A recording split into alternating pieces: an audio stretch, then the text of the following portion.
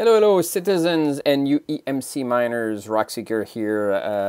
I'm back. I've been away for probably a month or even a bit more since my last video.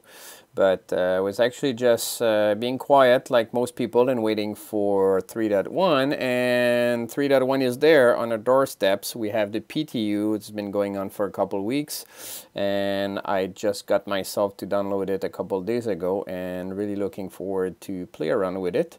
On this long weekend, and as a matter of fact, my next video is going to be about unboxing my Aegis Reclaimer. So I haven't tried it yet, so we'll do that live with you. But before we get there, if you recall, I had this series of videos about how to set up the dual joystick Thrustmaster with the throttle. And in the last few videos, when I was flying around and using the spacebreak, basically spacebreak here that we have on the left slide of the throttle, I would use it, and when I was releasing it, the ship would just try to reaccelerate to the speed I was going. So I had to look around and find out why, and I realized that what I needed to do is somehow touch the speed, the speed I was going. So basically either play with the throttles, but which defies the purpose of using the space brake, and you can have the same thing by just using the keyboard to accelerate, decelerate. So I figured, hey, why not just customize that in the target software and basically resolve the issue right there. So here. So basically what we can do is, just as I press the space brake, trigger a pulse of a slowdown of speed, because I'm slowing down anyway if I'm to space brake, so that's all cool. So you just basically have a pulse of letter S, and then at the same time as you apply the brake, so when you release the brake, it won't try to come back up to the speed you were, because in the meantime, as you were braking, you did play around with the speed. So I figured I'll try that, and it works fine. So here I'm sharing that information with you. So if we go and look at the config here, skip that screen, that one is fine.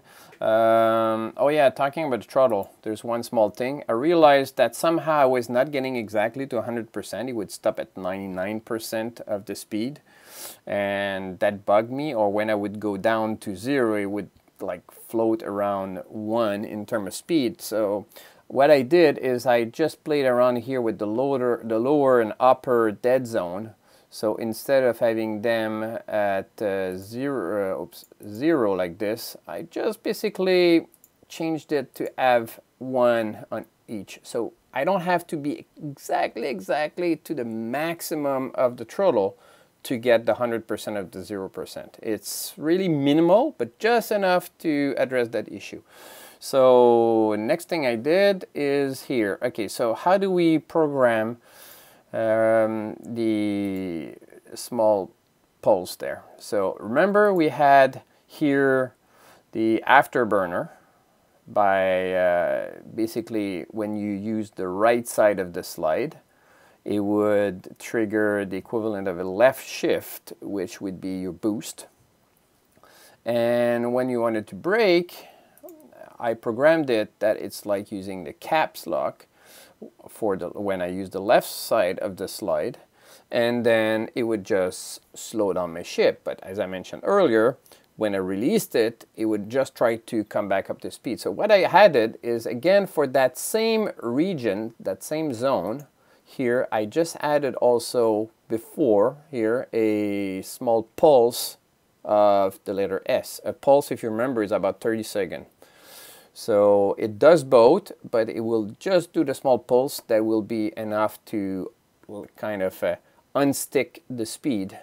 And so when I release the space brake, it will work fine. So let's see what it does. So run the configuration. And now if I go to the event analyzer, oops, a different screen, I'll bring it here. You see here we have it. So if I'm to press the space brake now, here we go.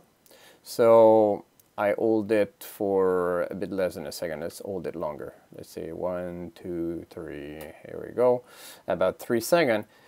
Whenever I pressed it, it did a pulse of an S and then released it, and after that also did the 3 second of space break I was doing. So basically, I just wanted to cover this with you. It's a very small things, small adjustments I did to everything I explained.